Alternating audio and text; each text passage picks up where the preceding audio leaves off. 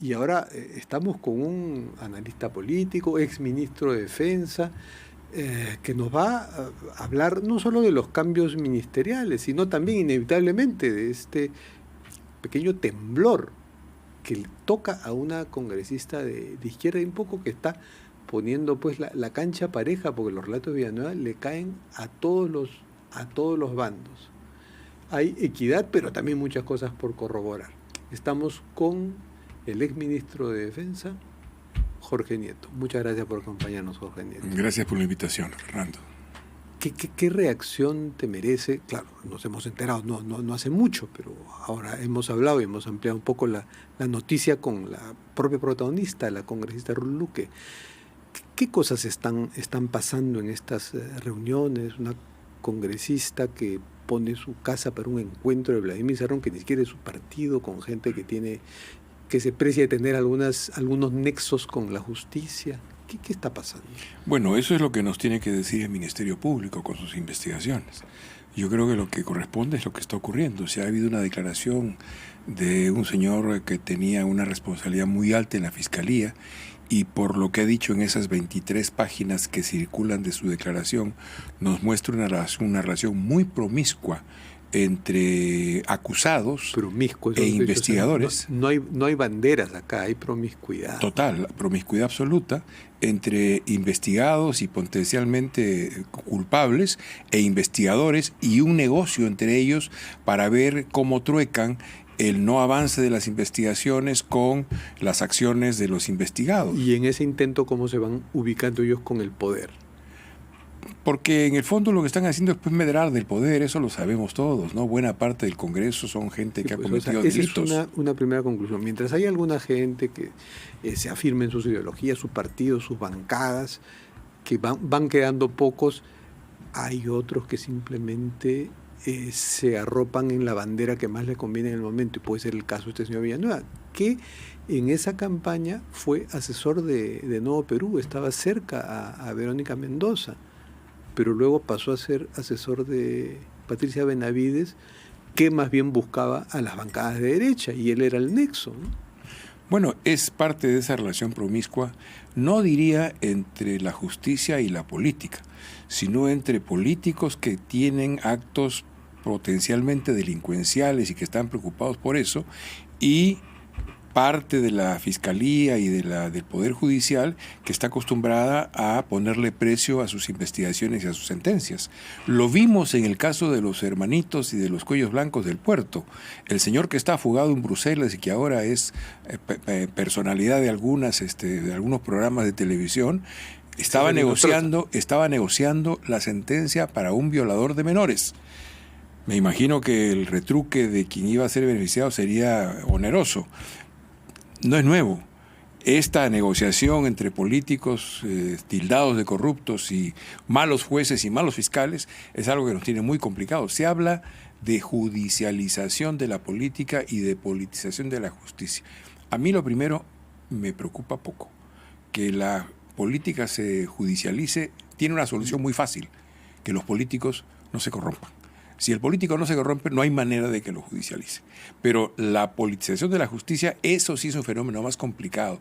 Si tú miras en el largo plazo lo que pasó con la justicia, lentamente se iba abriendo paso un sector institucionalista dentro de la Fiscalía y el Poder Judicial. Porque sin discrepar en tu primera acepción, si se politiza la justicia, hasta esos políticos inocentes que no se corrompen pueden ser judicializados. Ah, pero claro.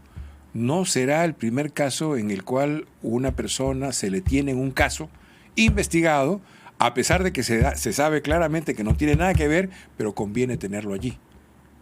Además se arma unas reglas del juego paralelas a la política, en que los políticos dicen, a ver, ¿cómo me enfrento con este? Le muevo un caso, le armo un caso, o el rabo de paja que tiene se lo jalo, ¿no? Por eso digo que la politización de la justicia me parece lo más peligroso, porque la judicialización de la política es relativamente sencillo de resolver. No te corrompas, no tienes rabo de paja de donde te agarren, por tanto no hay ningún problema, pero lo otro sí es grave. Y creo que lo que ha hecho es está retrotrayendo todo el proceso de avance que ha habido en la institucionalización de nuestra Fiscalía y de nuestro Poder Judicial, que se había venido abriendo paso con mucha dificultad. Sí, Recuerda los avatares. Tenemos un nuevo fiscal de la Nación, ¿no?, que está reaccionando con cierta rapidez, pero ojalá que le vaya bien, porque el señor es nuevo, había sido hace pocos meses fiscal supremo, ¿no?, Juan Carlos Villena. Pero tenemos, además de un fiscal de la Nación que está ahí en las circunstancias a las que llegó, tenemos un problema severo. No confiamos en nuestra justicia y en nuestros instrumentos de investigación judicial. Y eso es gravísimo, porque eso significa que no tenemos Estado de Derecho. Y eso afecta no solamente la vida cotidiana de todos nosotros, ciudadanos y ciudadanas de esta república, sino afecta también el proceso, por ejemplo, de llegada de inversiones. Porque en un país en el cual no hay Estado de Derecho, pues no hay confianza.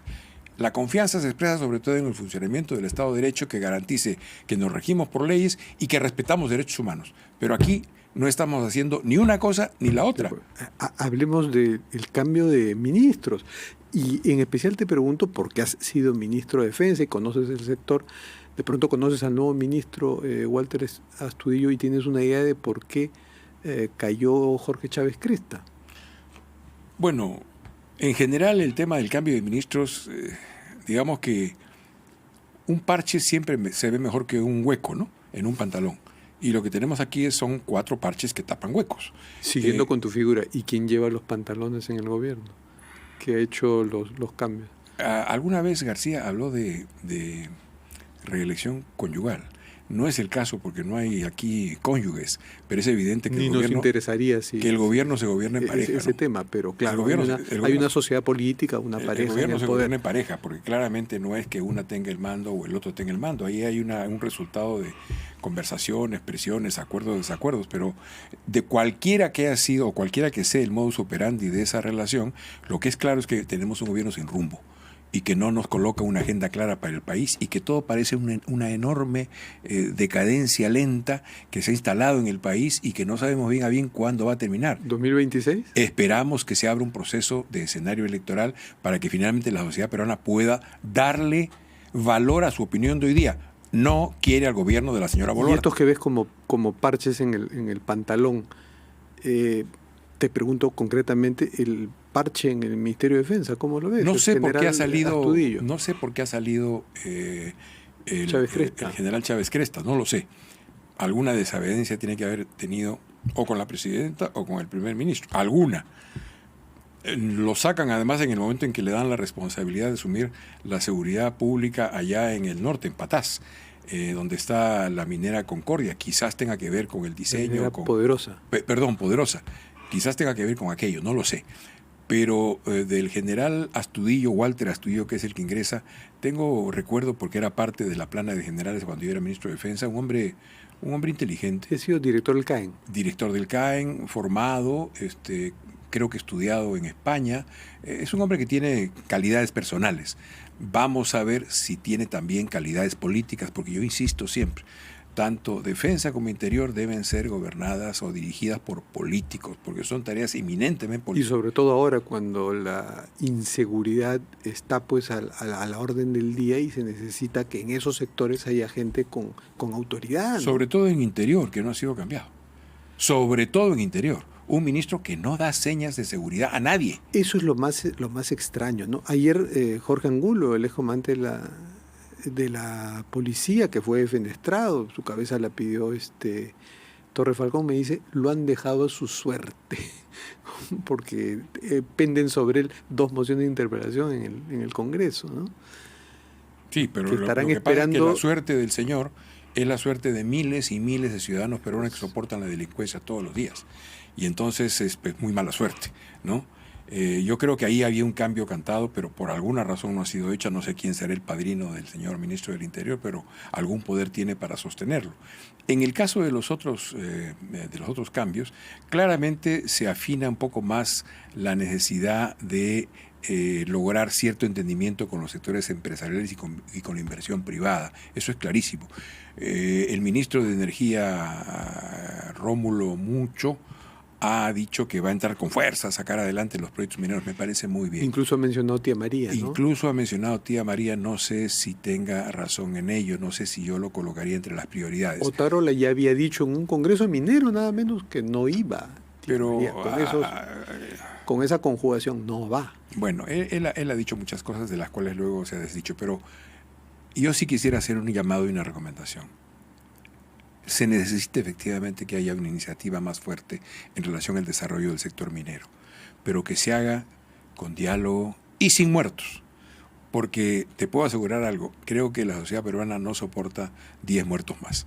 De modo que si el ministro Mucho, que es un hombre con habilidades y cordialidad y conocimiento del sector, va a entrar con fuerza en eso, que lo haga con política, que lo haga con capacidad de organizar, de concertar, de sacar adelante procesos y proyectos con inteligencia y no con muertos. Ahora, has mencionado una clave, ¿no? Este gobierno quiere halagar, son sus aliados, los gremios empresariales, los líderes de los gremios empresariales, que de todas maneras lo ven con cierta desconfianza, ¿no? Y eso tú lo lees en los cambios ministeriales, por ejemplo, sacar a la ministra de Ambiente. Hay mucha presión por el sector ambiente porque es un gran trabador, como lo ven algunos sectores productivos, y la tendencia es que cada vez haya más regulaciones en ambiente. Sacan a la ministra de Ambiente, sobre la que no pesaba ningún escándalo. Claro, debe tener pues tarea de facilitar, digamos, todo lo que es toda la línea que se ha mostrado en la reforma de la ley forestal, que como tú sabes convalida lo que ha sido la destrucción de la Amazonía en los últimos años, sin poner un límite claro para lo que no debe ser destruido de ninguna manera, porque pondría en riesgo el equilibrio ecológico, no solamente en el Perú, sino en el mundo, y al mismo tiempo no se da ningún tipo de tarea a quienes han producido esa deforestación de comprometerse con plazos y con números muy precisos a reforestar, entre otras cosas. Y las comunidades amazónicas no son bien tratadas en ese proyecto de ley y sus demandas no son recogidas. Por tanto, otra vez, si se va a entrar a hacer eso, que se haga con política y teniendo claro que el mundo está luchando contra el cambio climático y el Perú tiene una responsabilidad, en el caso amazónico, con el Perú, con las generaciones futuras y con la humanidad. Sí, además son exigencias universales, porque luego lo que va a venir es que el mercado internacional va a decir, no nos gusta esta ley, no te compro tus productos, todo, y ahí los mismos sectores empresariales que ahora aplauden algunas leyes van a decir, ¿y ahora qué hacemos?, ¿no? Pero no tenemos un gobierno que oriente eso y que prevea eso. Que se anticipe y que tenga convicciones en esa materia también y que sepa qué es lo que quiere, qué es lo que se puede y qué es lo que no se puede. ¿Ayudará a poner ese orden el ministro José Arista? Si la tarea que les dan es facilitar, como entiende el ambiente económico, facilitar la política de inversión, yo creo que no. Pero si entra a producir una articulación responsable con una inversión responsable que le existe y que la hay, entonces sería muy bueno para el país. Pero sin embargo yo sigo viendo en ese esquema un problema. Para hacer tanto lo que tiene que hacerse en economía, como en ambiente, como en energía, como en interior, se necesita un gobierno con mucha reputación y con mucha espalda política. Porque al final, en cualquiera de estas áreas, lo que va a terminar destrabando cualquier tipo de situación complicada o generando iniciativas productivas y constructivas es la iniciativa y el peso político de liderazgo. Y lamentablemente ese no lo tenemos hoy día en el país. Y además un liderazgo del Ejecutivo que le diga pues a estos sectores que piden y que reciben concesiones, y el Congreso que hace lo mismo, no puedo exonerarte a ti del impuesto a la renta y a ti del IGB, que es lo que ha estado pasando, ¿no?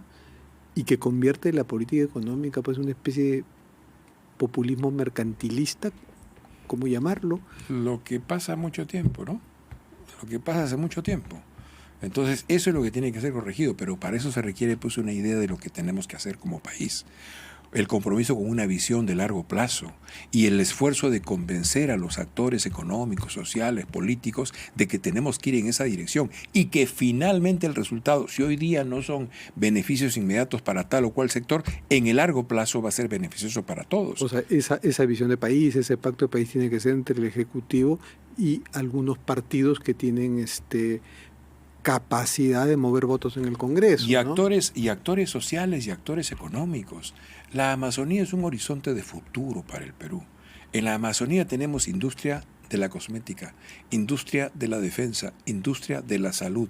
Cada una de ellas en el mundo, si no recuerdo mal la cifra, vale alrededor de 600.000 millones de dólares. Y el Perú tiene un emporio de riqueza que nos permita proyectarnos en esa dirección. Lo que quiero decirte es, hay mucho dinero también. Poner el valor, una mirada nueva de la Amazonía que se fije en la biodiversidad, en el agua dulce, en el oxígeno, supone mucho dinero. Por tanto, quienes tienen como vocación en la vida construir y hacer dinero, tienen espacio, pero hagámoslo preservando la Amazonía. Este año Pucallpa va a ser una de las 4 ciudades sede de APEC. Caramba, ¿no? Eso es bastante significativo, entonces hay que ser consecuente con el Ministerio de Ambiente y su relación con los otros ministerios productivos, ¿no? Porque parece que por ahí hay una de las trabas en el gobierno. Porque no hay una visión compartida y porque no hay carácter y energía para llevarla adelante.